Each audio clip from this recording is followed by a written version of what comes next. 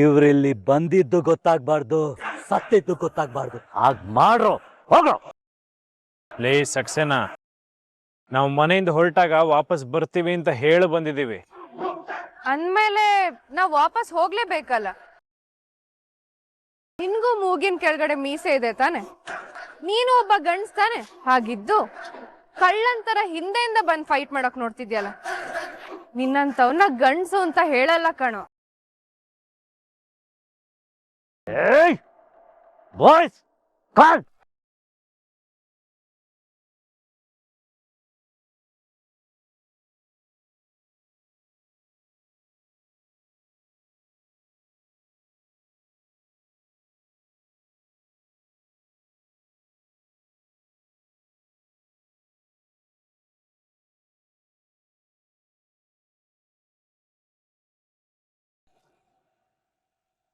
ಬಿಡ್ಬೇಡ ರಾಮಾಚಾರಿ, ಹೊಡ್ದಾಕು.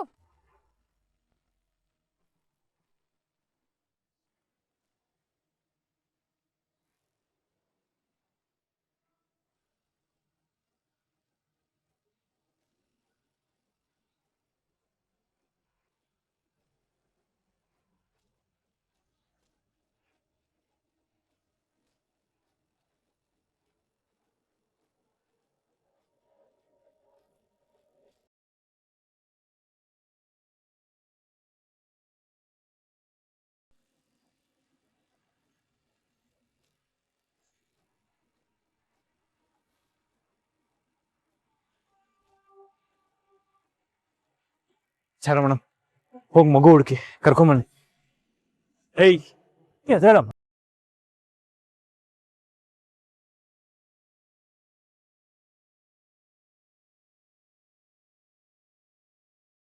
ಏನ್ ಮೇಡಮ್ ಬರಿಗೈಲಿ ಬರ್ತಾ ಇದ್ದೀರಾ? ಮಗು ಎಲ್ಲಿ? ಮಗು ಅಲ್ಲೆಲ್ಲೂ ಇಲ್ಲ ರಾಮಾಚಾರಿ. ಏನೋ ಮಗು ಇಲ್ವಾ?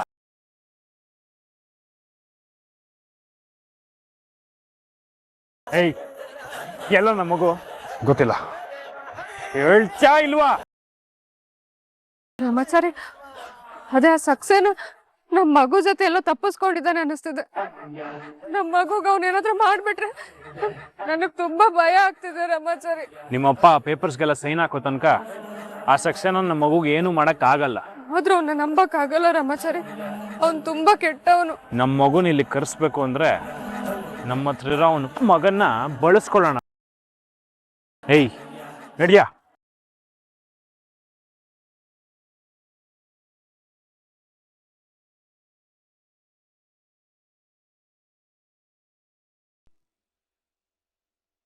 ಏಯ್ ಎಲ್ಲಿದ್ಯಾ? ಎಲ್ಲೋ ಇದೆಯಾ ನೀನು? ಏಯ್ ಏಯ್ ಎಲ್ಲಿದ್ಯಾ ಹೇಳೋ. ಇನ್ ವಿಸಿಲ್ ಮಾತ್ರ ಅಲ್ಲ, ಉಸಿರು ನಿಲ್ಸ್ಬಿಡ್ತೀನಿ. ಅಚ್ಚಾ, ಏ ಹುಚ್ಚ, ಎಲ್ಲಿದ್ಯೋ? ನೀನನ್ನ ಹುಡ್ಕೊಂಡ್ ಬಂದ್ರೆ ನೀನ್ ಹೆದರ್ಕೊಂಡು ಓಡೋಗಿದ್ಯಲ್ಲ. ಡರ್ ಕ್ಯಾ ಬೋಲ್ ರೇ? ಹೆದರ್ಕೊಂಡ್ ಬಂದ? ಚಾನ್ಸೇ ಇಲ್ಲ. ಚಾನ್ಸೇ ಇಲ್ಲ ಅನ್ನೋದಾಗಿದ್ರೆ ನೀನ್ ಇನ್ನೂ ಇಲ್ಲೇ ಇರ್ತಿದ್ದೆ. ನನ್ನ ಕಾಲು ಬುಡದಲ್ಲಿ ಏಟ್ ತಿಂದು ಮಲಗಿರ್ತಿದ್ದೆ, ಹೆದರ್ಕೊಂಡು ಓಡ್ತಾ ಇರ್ಲಿಲ್ಲ. ನಮ್ಮನ್ ಹುಡ್ಕೊಂಡು ನೀವು ಅಲ್ಲಿಗೆ ಬರ್ಬಹುದು, ನಿಮ್ಮನ್ ಹುಡ್ಕೊಂಡು ನಾವ್ ಇಲ್ಲಿಗೆ ಬರ್ಬಾರ್ದಾ? ಹೇಗಿದೆ ಡೈಲಾಗು?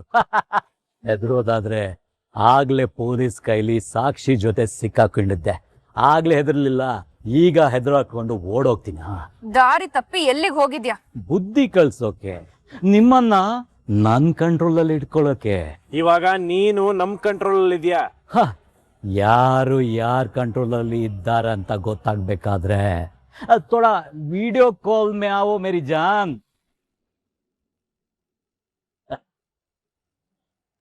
ಇಲ್ಲಿ ನೋಡು ಚಿನ್ನ,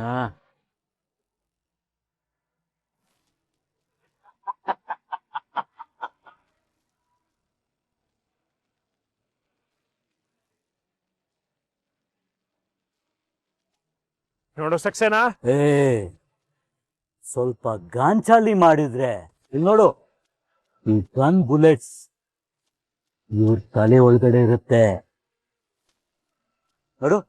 ಇಷ್ಟು ಜನ ಇದ್ದಾರೆ, ಆದ್ರೂ ನನ್ನೊಬ್ನಿಗೆ ಹೇಗೆ ಭಯ ಪಟ್ರು ಅಂತ ಥಿಂಕ್ ಮಾಡ್ತಾ ಇದೀಯಾ? Very simple. ನೋಡು, ನಿನ್ ಮಗು ತಲೆಗೆ ಗನ್ನಿಟ್ಟೆ, ಆಗ ಅವ್ರಾಗವ್ರೆ ಅವ್ರ ಕೈಯನ್ನು ಕಟ್ಕೊಂಡ್ರು. ನೋಡು, ಅಲ್ಲಿ ಒಬ್ರಿಗೆ ಏನಾದ್ರು ತೊಂದರೆ ಆದ್ರೂ ಕಮಿಂಗ್ ಟು ದ ಪಾಯಿಂಟ್. ಈಗ ಇಲ್ಲಿ ಯಾರಿಗೂ ತೊಂದರೆ ಆಗ್ಬಾರ್ದು ಅಂದ್ರೆ ನಾನ್ ನಿನ್ಗೆ ಒಂದು ಆಪ್ಷನ್ ಕೊಡ್ತಾ ಇದ್ದೀನಿ. ಏನು ಏನ್ ಬೇಕು ನಿನಗೆ? ನನ್ಗೇನ್ ಬೇಕಾ? ಸಿಂಪಲ್. ಮಿಸ್ಟರ್ ಜಯಶಂಕರ್ ಆಸ್ತಿ, ಅದಕ್ಕೆ ಬೇಕಾದ ಪ್ರಾಪರ್ಟಿ ಪೇಪರ್ಸ್ ಎಲ್ಲ ರೆಡಿ ಇದೆ. ಅದಕ್ಕೆ ಜಯಶಂಕರ್ ಒಂದು ಗಾಂಚಾಲಿ ಮಾಡ್ದೆ ಆ ಪೇಪರ್ಗೆ ಸೈನ್ ಹಾಕ್ದ ಅಂತ ತಿಳ್ಕೊಳ್ಳಿ. ಯಾವುದೇ ರೀತಿ ತೊಂದರೆ ಇಲ್ದೆ ನನ್ ದಾರಿನ ನಾನ್ ನೋಡ್ಕೊಳ್ತೀನಿ. ಅದು ಬಿಟ್ಟು ನೀವೋ ಅಲ್ಲ ಇವ್ರೇನಾದ್ರೂ ಅತಿ ಬುದ್ಧಿವಂತಿಕೆ ತೋರ್ಸಿದ್ರೆ ಆಮೇಲೆ ಗೊತ್ತಲ್ಲ. ಏಯ್, ಏನೋ ಹೆದರ್ಸ್ತಿದ್ಯಾ? ನೈ ಆಗೋದನ್ನ ಹೇಳ್ತಾ ಇದ್ದೇನೆ. Just running commentary. ಹಾಗೆ ನೀನು ಅಷ್ಟೇ. ನಾವ್ ಹೇಳ್ದಂಗೆ ಕೇಳಲಿಲ್ಲ ಅಂದ್ರೆ ನಿನ್ನ ಮಗ ಜೀವಂತವಾಗಿ ಇರಲ್ಲ. ಈ ಕಡೆ ಚೂಡು. प्लीज डैड मुझे बचा लो. ಏ ಸನ್, ನಿನ್ಗೇನು ಆಗಲ್ಲ, ನಾನಿದ್ದೀನಿ, ಧೈರ್ಯವಾಗಿರೋ. ನೋಡ, ಅಲ್ಲಿ ನನ್ನ ಮಗುನ ನನ್ನ ಕುಟುಂಬನ ಸೇಫ್ ಆಗಿ ಬಿಟ್ಟು ನೀನ್ ಇಲ್ಲಿಗೆ ಬಂದ್ರೆ ನಿನ್ ಮಗ ನಾನು ಬಿಟ್ಟು ಕಳಿಸ್ತೀನಿ. Blackmail, emotional blackmail, very bad, very bad. ನಿನ್ ಮಗ ಜೀವಂತವಾಗಿ ಬರ್ಬೇಕು ಅಂದ್ರೆ ನಾನಿಲ್ಲಿ ಸಾಯ್ಬೇಕಾ? ಅವನ್ಗೋಸ್ಕರ ನಾನ್ ಸಾಯ್ಬೇಕಾ? ಹಲೋ ಮೈ ಡಿಯರ್, ನಾನ್ ಇಮೋಷನಲ್ ಫೂಲ್ ಅಲ್ಲಮ್ಮ. ಏನ್ ಹೇಳ್ತಾ ಇದ್ದೀರಾ? ನೋಡ್ ಮಗ, ನಾನ್ ನಿನ್ಗೆ ಒಂದು ಕೋತಿ ಕತೆ ಹೇಳ್ತೀನಿ. ಒಂದು ಕೋತಿ ಇತ್ತಂತೆ, ಕೋತಿ ಜೊತೆ ಮರಿನೂ ಇತ್ತು. ಆ ಕೋತಿ ಮತ್ತು ಮರಿ ಒಂದ್ ಟ್ಯಾಂಕ್ ಒಳಗಡೆ ಬಿದ್ದೋಯ್ತು. ಆಗ ನೀರ್ ಫಿಲ್ ಆಗಕ್ಕೆ ಸ್ಟಾರ್ಟ್ ಆಯ್ತು. ಆಗ ಕೋತಿ ತನ್ನ ಮರಿನ ತೊಡೆ ಮೇಲೆ ಇಟ್ಕೊಂಡ್ಲಂತೆ. ಸ್ವಲ್ಪ ಹೊತ್ತಾದ್ಮೇಲೆ ನೀರು ಇನ್ನೂ ಫಿಲ್ ಆಗಕ್ ಶುರು ಆಯ್ತು. ಅದನ್ನ ಸೊಂಟದ ಮೇಲೆ ಇಟ್ಟು, ಆಮೇಲೆ ಇನ್ನೂ ಫಿಲ್ ಆಯ್ತು ನೀರು, ಅದನ್ನ ತೆಗೆದು ತಲೆ ಮೇಲೆ ಇಟ್ಕೊಂತಂತೆ. ಅಂದ್ರೆ ನೀವು ಬಂದನ ಸೇವ್ ಮಾಡ್ತೀರಾ ತಾನೆ? ನೋಡ್ ಮಗ, ಇಲ್ಲೇ ಇರೋದು ಟ್ವಿಸ್ಟ್. ಕೊನೆಗೆ ಆ ಕೋತಿ ಮೂತಿಗೆ ನೀರ್ ಬರಕ್ ಶುರು ಆಯ್ತು.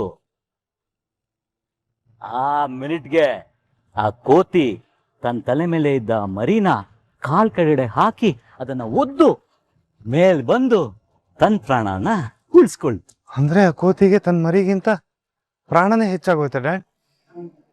ಆ ಕೋತಿಗ್ ಮಾತ್ರ ಅಲ್ಲ, ಈ ಪ್ರಪಂಚದಲ್ಲಿ ತನ್ನ ಪ್ರಾಣಕ್ಕಿಂತ ಹೆಚ್ಚ ಬೇರೆ ಯಾರ ಪ್ರಾಣನೂ ಇಲ್ಲ. ರಾಮಾಚಾರಿ ಅಂಡ್ ಚಾರು, ನೀವು ಓವರ್ ಸ್ಮಾರ್ಟ್ ಆಗಿ ನನ್ನ ಹತ್ರ ಆಟ ಆಡ್ಬೇಡಿ. ಇವಾಗ ನಾನ್ ಹೇಳಿದ ಕೆಲಸ ಆಗ್ಬೇಕು ಅಷ್ಟೆ.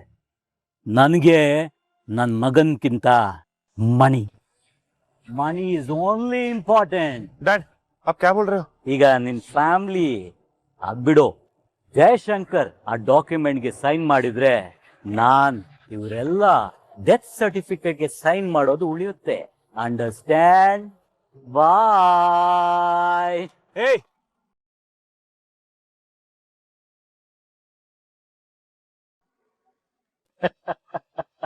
ಏಯ್ ಸಕ್ಸೇನಾ, ಈ ನಗು ತುಂಬಾ ಹೊತ್ತು ನಿನ್ ಮಖದಲ್ಲಿ ಉಳಿಯಲ್ಲ. ಈ ನಗು ಉಳಿಯಲ್ಲ ಅಂದ್ರೆ ಇಲ್ಲಿ ಯಾರು ಬದುಕಿರೋಲ್ಲ ಅಂತ ಅರ್ಥ.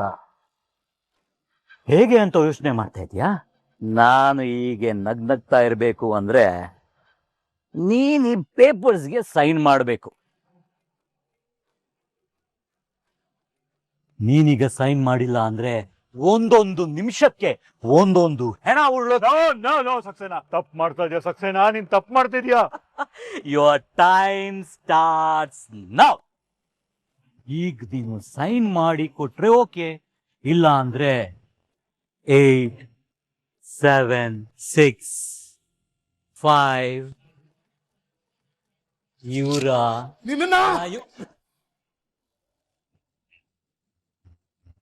ಏನು ಗುರಿ ತಪ್ತು ಅಂತ ನೋಡ್ತಾ ಇದೀಯಾ? ನೋ ನೋ ನೋ ನೋ, ಗುರಿ ತಪ್ಪಿದ್ದಲ್ಲ, ನಾನ್ ಬೇಕು ಅಂತ ಪಕ್ಕಕ್ಕೆ ಹೊಡೆದಿದ್ದು. ಇಂಥ ಹುಚ್ಚಾಟದಿಂದ ನಿನ್ನ ಪ್ರಾಣ ಕಳ್ಕೊಂಡ್ಬೇಡ ಮೈ ಡಿಯರ್ ಡಾರ್ಲಿಂಗ್. ಸಕ್ಸೇನಾ, ಯಾರಿಗೂ ಏನು ಮಾಡ್ಬೇಡ. ನಿನ್ಗೆ ಇವರೆಲ್ಲ ಪ್ರಾಣ ಉಳಿಬೇಕು ಅಂದ್ರೆ ಸೈನ್ ಮಾಡು. ನನಗೆ ಆಸ್ತಿ ಮುಖ್ಯ ಅಲ್ಲ, ಇವರೆಲ್ಲರ ಪ್ರಾಣ ಮುಖ್ಯ. ನಾನು ಸೈನ್ ಮಾಡ್ತೀನಿ. ಪಟ್ಟು ಬಿಚ್ಚೋ. ಜಯಶಂಕರ್, ಬೇಡಿ, ಸೈನ್ ಮಾಡಬೇಡಿ. ನೀವು ಸೈನ್ ಮಾಡ್ತು ಅಂತಂದ್ರೆ ಇಂಥ ಬಸ್ ಹುಡ್ತಾನೆ ಇರ್ತಾರೆ. ಬೇಡಿ, ಸೈನ್ ಮಾಡಬೇಡಿ, ಬೇಡಿ. ಮಿಸ್ಟರ್ ಜೈಶಂಕರ್, ನಿಂಗೆ ಇವರ ಪ್ರಾಣ ಉಳಿಬೇಕು ಆದ್ರೆ ಸೈನ್ ಮಾಡಿಸಿ. Okay okay. ಡ್ಯಾಡ್ ಸಾರು, ಬೇಡ ಡ್ಯಾಡ್. ನಿಮ್ಮೆಲ್ರೂ ಪ್ರಾಣ ಮುಖ್ಯ. ಆಸ್ತಿ ಹೋದ್ರೆ ಹೋಯ್ತು. ಸರ್ ಗಂಡನ್ ಸಿಗ್ನೇಚರ್ ಒಂದೇ ಸಾಕಾ ಹೆಂಡತಿ ಸಿಗ್ನೇಚರ್ ಬೇಕಾ ಮಿಸ್ಟರ್ ನವ್ದೇ? ಮಾನ್ಯತಾಜಿ, ನೀವು ಜೈಲಿಂದ ಬಂದ್ರ? ಹೊಟ್ಟೆ ನೋವು ಅಂತ ಒದ್ದಾಡ್ ಜೈಲ್ ಹಾಸ್ಪಿಟಲ್ ವಾಸಿ ಆಗಲ್ಲ ಅಂತ ಹೊರಗಡೆ ಹಾಸ್ಪಿಟಲ್ ಸೇರ್ಸಿದ್ರು. ಅಲ್ಲಿಂದ ಎಸ್ಕೇಪ್ ಆಗಿ ಬಂದೆ. ಸ್ಮಾರ್ಟ್. ಯಾಕೆಂದ್ರೆ ನಾನು ನನ್ ಗಂಡನ್ ಸೋಲ್ ನೋಡ್ಬೇಕಾಗಿತ್ತು. ಅದಕ್ಕೆ ಇಷ್ಟೆಲ್ಲ ಆಗಿದ್ರು ನೀನ್ ಬದ್ಲಾಗಿಲ್ವಾ ಮಾಮ್? ಮನ ಪರಿವರ್ತನೆ ಆಗ್ಲಿ ಅಂತಾನೆ ಜೈಲ್ಗೆ ಹಾಕೋದು ಬೇಬಿ. ಆದ್ರೆ ಆ ಪರಿವರ್ತನೆನ ನೀವ್ ನಂಬೋದಕ್ಕೆ ಸಿದ್ಧ ಇಲ್ಲ. ನಾನ್ ಹೇಗಿದ್ದೀನಿ ಅಂತ ನೋಡೋ ಆಸಕ್ತಿ ಕೂಡ ನಿನ್ನಲ್ಲಿಲ್ಲ. ನೀನು ಒಬ್ಳು ತಾಯಿನ. ನಾನು ಒಳ್ಳೆ ತಾಯಾಗಿರ್ಬೇಕು ಅನ್ಕೊಂಡೆ, ಆದ್ರೆ ಬೇಬಿ ನೀನ್ ಅದಕ್ಕೆ ಅವಕಾಶನೇ ಮಾಡ್ಕೊಡ್ಲಿಲ್ಲ. ಅಂದ್ಮೇಲೆ ನಾನ್ ಕೆಟ್ಟ ತಾಯಿಯಾಗಿರೋದ್ರಲ್ಲಿ ತಪ್ಪೇ ಇಲ್ಲ. ಓಕೆ, ಈಗ ಮಾತುಕತೆ ನಿಲ್ಸಿ ಸೈನ್ ಮಾಡೋದಕ್ಕೆ ಏನೇನಾಗ್ಬೇಕೋ ಅದ್ರ ಕಡೆ ಗಮನ ಕೊಡಿ. That's it. ಮಿಸ್ಟರ್ ನವದೀಪ್, ನನ್ನ ಗಂಡ ಖತರ್ನಾಕ್. ಸೈನ್ ಮಾಡ್ತೀನಿ ಅಂತ ಹೇಳಿ ಏಮಾರ್ಸ್ಬೋದು. Be careful. ಅದಕ್ಕೆ ಒಂದ್ ಕೆಲ್ಸ ಮಾಡೋಣ. Hand over the gun to me and the baby. ನೋಡ್ಬಿಟ್ಟು ಸೈನ್ ಮಾಡ್ಸು.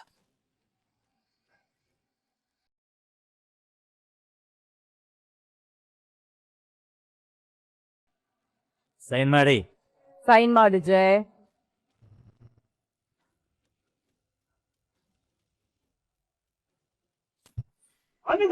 ಬೇಡಿ ಹೋಗಕ್ಕೋ. ಏನ್ ಮಾಡಿದೀಯಾ?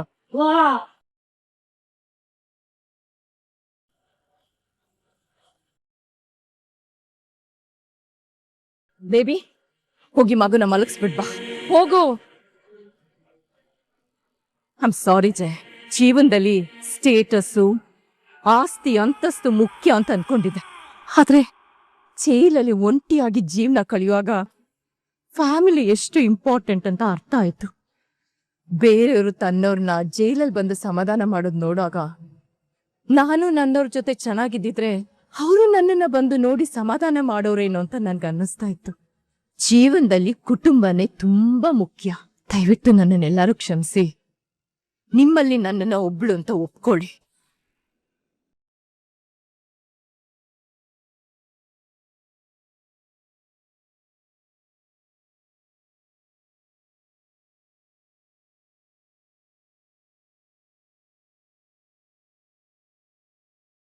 Hello mister Vivek Saxena. ಪಾಪ ನಡೆಯೋಕೆ ತುಂಬ ಕಷ್ಟ ಆಗ್ತಿರ್ಬೇಕಲ್ವಾ? ಇನ್ನು ನಮ್ಮ ವ್ಯಾನ್ ಇದೆ, ಅದರಲ್ಲೇ ಹೋಗ್ಬೋದು. ನಾವಿಲ್ಲಿ ಬರೋದು 2 ನಿಮಿಷ ತಡ ಆಗಿದ್ರು ಇಲ್ಲಿಂದ ಎಸ್ಕೇಪ್ ಆಗ್ಬಿಡ್ತಿದ್ದ ಅಲ್ವಾ? ಎಲ್ಲೂ ಓಡೋಗ್ತಾ ಇರಲಿಲ್ಲ ಸರ್. ಪೊಲೀಸ್ ಸ್ಟೇಷನ್ಗೆ ಬಂದು ಸರೆಂಡರ್ ಆಗೋಣ ಅನ್ಕೊಂಡಿದ್ದೆ. ಇದನ್ನ ನಾವು ನಂಬೇಕಾ?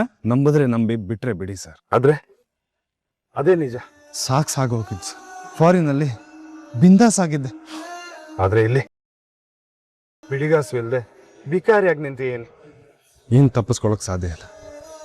ಜೈಲಲ್ಲಿ ನೆಮ್ಮದಿ ಇರುತ್ತೆ. ಪ್ಲೀಸ್ ಸರ್, ಅರೆಸ್ಟ್ ಮಾಡಿ. Arrest him.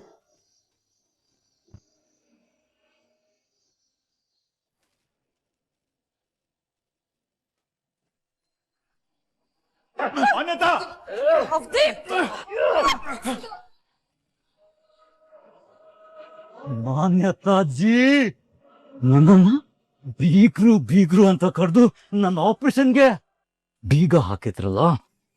ಸಕ್ಸೇನಾ, ಜೈಶಂಕರ್ಜಿ, ಇನ್ ಎಷ್ಟೊತ್ತಂತ ಈ ನಾಟಕ ನೋಡ್ತೀರಾ? ಸೈನ್ ಮಾಡಿ. ಡಾಕ್ಯುಮೆಂಟ್ಸ್ಗೆ ಸೈನ್ ಮಾಡಿ. ಸೈನ್ ಮಾಡಿ. ಓಕೆ.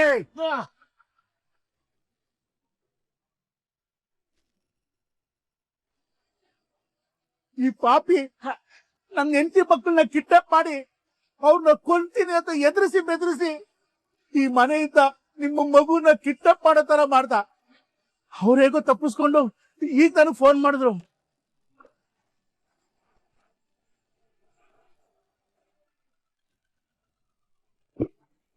ಬದುಕಿ ಬೆಂಕಿ ಹಚ್ಚಿದ್ ನೀನು ಬದುಕಿರ್ಬಾರ್ದು.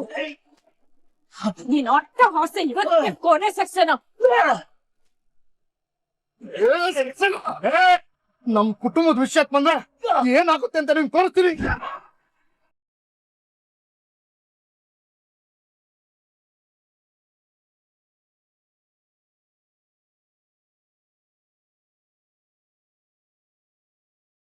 ಇವ್ಗೆ ಎಷ್ಟು ಹೊಡೆದ್ರು ನನ್ ಸಿಟ್ಟು ಕಡಿಮೆ ಆಗಲ್ಲ. ನ್ಯಾಯ ಗೆಲ್ಲಲ್ಲ ಅಂತಿದ್ಯಲ್ಲ, ನೋಡೀಗ ನ್ಯಾಯ ಮಾಡೋರ್ಗೆ ಇದೇ ಶಿಕ್ಷೆ. ಈಗ ಸಿಟ್ಟು ತೀರಿದೆ. ಇಷ್ಟು ದಿನ ನೀನ್ ಕೊಟ್ಟ ನೋವಿಗೆ ಇದೇ ನಮ್ಮೆಲ್ಲರೂ ಉತ್ತರ. ಮನೆಯವರೆಲ್ಲರೂ ತಮ್ಮ ಸೇಡ್ನ ತೀರ್ಸ್ಕೊಂಡ್ರು. ಕೃಷ್ಣ ಮಾತ್ರ ತನ್ನ ಚಾನ್ಸ್ ಮಿಸ್ ಮಾಡ್ಕೊಂಡ.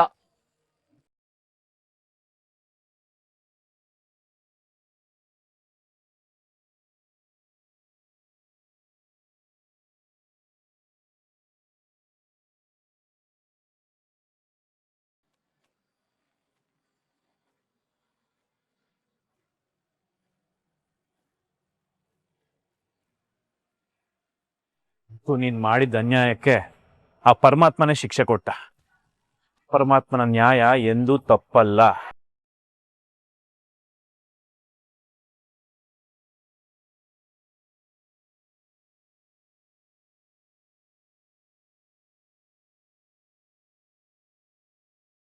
ಸಾರಿ ಕೇಳೋದನ್ನ ಬಿಟ್ರೆ ನನ್ನ ಕೈಲಿಗೆ ಏನು ಮಾಡೋಕ್ಕಾಗಲ್ಲ.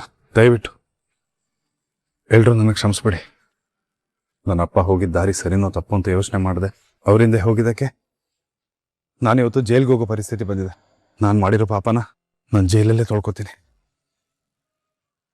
ಕಾನ್ಸ್ಟೇಬಲ್ಸ್ ಕರ್ಕೊಂಡು ನಡೀರಿ.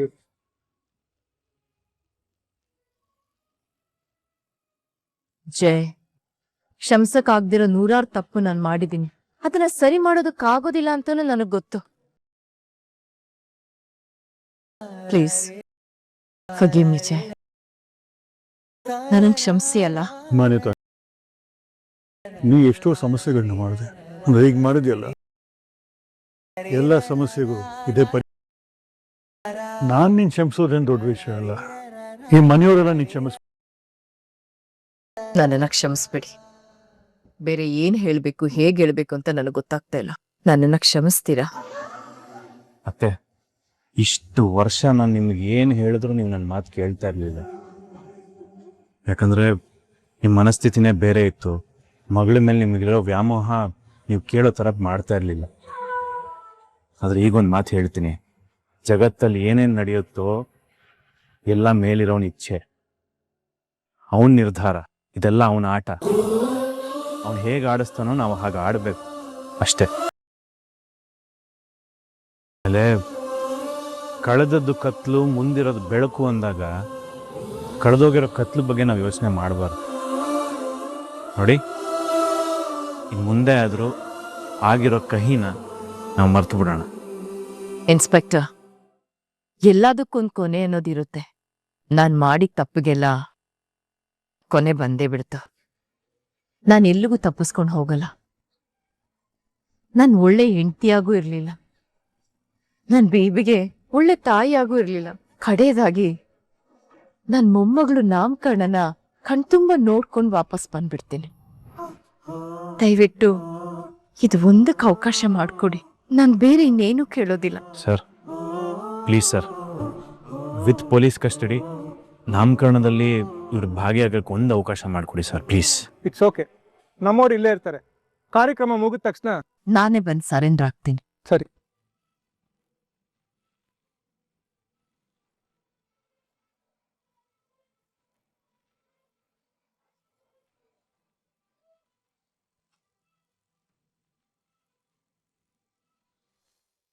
ಬ್ರಹ್ಮಚಾರಿ, ಶುಭ ಮುಹೂರ್ತ ಬಂದಿದೆ. ನಮ್ ಕುಲದೇವ್ರನ್ನ ನೆನ್ಸ್ಕೊಂಡು ಮಗುಗ್ ಹೆಸರಿಡಪ್ಪ.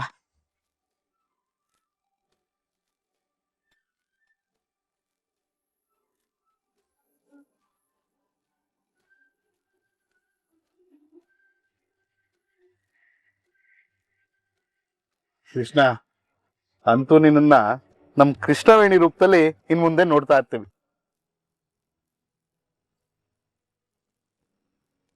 ಮಾತಾಡಕ್ಕೆ ನಂಗೂ ಒಂದು ಚಾನ್ಸ್ ಬೇಕು. ಕೇಳ್ತಾ ಇದ್ದೀರಲ್ಲ, ಮಾತಾಡಿ. ನಾನು ಯಾವಾಗ್ಲೂ ಬಿಸ್ನೆಸ್ ಅಂತ ತಲೆ ಕೆಡಿಸ್ಕೊಂಡು ಅಲ್ಲಿ ಇಲ್ಲಿ ಓಡಾಡ್ತಿದ್ದೆ. ನಂಗೆ ಒಂದು ಸಂಸಾರದ ವ್ಯಾಲ್ಯೂಸ್ ಏನು ಅನ್ನೋದು ರಾಮಾಚಾರ್ಯನ್ ಮೀಟ್ ಮಾಡಿದ್ಮೇಲೆ ಗೊತ್ತಾಯ್ತು.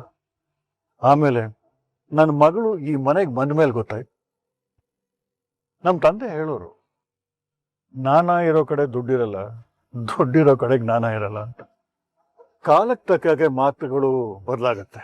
ಜ್ಞಾನ ಇರೋ ಕಡೆ ಸಂಪತ್ತು ಇರಲೇಬೇಕು, ಆಗ ಮಾತ್ರ ಜ್ಞಾನ ಎಲ್ಲಾರ್ಗೂ ದಕ್ಕೋ ಥರ ಆಗತ್ತೆ. ಅದಕ್ಕೆ ನನ್ನ ಇಡೀ ಆಸ್ತಿನ ನಾನು ರಾಮಾಚಾರಿ ಹೆಸರಿಗೆ ಮಾಡಬೇಕು ಅಂತಿದ್ದೀನಿ. ಕ್ಷಮಿಸಿ ಸರ್, ಈ ಆಸ್ತಿ ನಂದಲ್ಲ. ನೋಡಿ, ನಿಮ್ ಪ್ರೀತಿ ಖುಷಿನೇ, ಆದ್ರೆ ಭಗವಂತ ನನಗೆ ದುಡಿಯೋ ಶಕ್ತಿ ಕೊಟ್ಟಿದ್ದಾನೆ. ನಾನೇ ದುಡಿದು ನಮ್ ಸಂಸಾರನ ನಡ್ಸೋ ತಾಕತ್ತು ಕೊಟ್ಟಿದ್ದಾನೆ. ಹಾಗಿರುವಾಗ ನನ್ನದಲ್ಲದ ಆಸ್ತಿ ಸಂಪತ್ತು ನನಗ್ ಬೇಡ ಸರ್. ದಯವಿಟ್ಟು ಬೇಡ ಡ್ಯಾಡ್. ನನ್ ಗಂಡ, ನನ್ ಮಗು, ನನ್ ಕುಟುಂಬ, ಈ ಆಸ್ತಿಗಿಂತ ಮೇರೆ ದೊಡ್ಡ ಆಸ್ತಿ ಇನ್ನೇನು. ಹಾಗಾದ್ರೆ ಏನ್ ಮಾಡಲಿ ನನ್ನ ಆಸ್ತಿನ? ಸರ್, ನಾನೊಂದು ಸಜೆಷನ್ ಕೊಡ್ಬೋದಾ? ಖಂಡಿತ. ಸರ್, ನಮ್ಮ ಸಮಾಜದಲ್ಲಿ ನೊಂದೋರಿದ್ದಾರೆ, ನೋವು ಅನುಭವಿಸ್ತೋರಿದ್ದಾರೆ, ವಿದ್ಯೆನ ಪಡ್ಕೊಳ್ದೇ ಇರಕ್ಕೆ ಆಗದೆ ಇರೋರು ಇದ್ದಾರೆ. ಅಂಥವ್ರನ್ನ ಬೆಳ್ಸಕ್ಕೆ ಒಂದು ಟ್ರಸ್ಟ್ ಮಾಡಿದ್ರೆ ಹೇಗಿರುತ್ತೆ? ಅದ್ಭುತ ರಾಮಾಚಾರಿ. ನನ್ನ ಸಂಪೂರ್ಣ ಆಸ್ತಿನ ಒಂದು ಟ್ರಸ್ಟ್ ಮಾಡಕ್ಕೆ ಒಪ್ಪಿಗೆ ಕೊಡ್ತೀನಿ. ಅದನ್ನ ಸರಿಯಾದ ದಾರಿಯಲ್ಲಿ ತಗೊಂಡು ಹೋಗೋಕೆ ನಿಮ್ಮ ಮಾರ್ಗದರ್ಶನ ಬೇಕು. ಖಂಡಿತ ಸರ್. ನಾನ್ ಜೈಲಲ್ಲಿ ಎಷ್ಟು ದಿನ ಇರ್ತೀನೋ ಗೊತ್ತಿಲ್ಲ. ಅಲ್ಲಿಂದ ಬಂದ್ಮೇಲೆ ಆ ಆಶ್ರಮದಲ್ಲಿ ಹಿರಿಯವ್ರ ಸೇವೆ ಮಾಡೋದಿಕ್ಕೆ ನನ್ಗೊಂದು ಅವಕಾಶ ಕೊಡ್ತೀರಾ? ನಾನು ಕೂಡ ಹಾಗೆ ಇರೋದಕ್ಕೆ ಬಯಸ್ತೀನಿ. ಮುಂದಿನ ಜೀವನ ಸೇವೆ ಮಾಡ್ಕೊಂಡು ಬದುಕೋದಕ್ಕೆ ಅವಕಾಶ ಮಾಡ್ಕೊಡಿ. ಕೊನೆಯದಾಗ ಒಂದು ಅವಕಾಶ ಸಿಗ್ಬೇಕಾದ್ರೂ ಅದಕ್ಕೆ ಯೋಗ್ಯತೆ ಬೇಕು. ಅದು ನಿಮ್ಮಲ್ಲಿದೆ.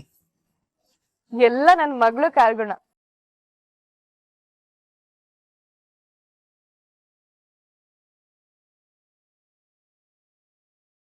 ಕುಲವನ್ನು ಬೆಳಗುವ ಜ್ಯೋತಿಯು ಬಂದಳು, ಸಂಸಾರದ ಆದಿಯ ತೋರಲು ಬಂದಳು, ನಮ್ಮ ಮನೆಯ ಕೃಷ್ಣವೇಣಿ ಇವಳು.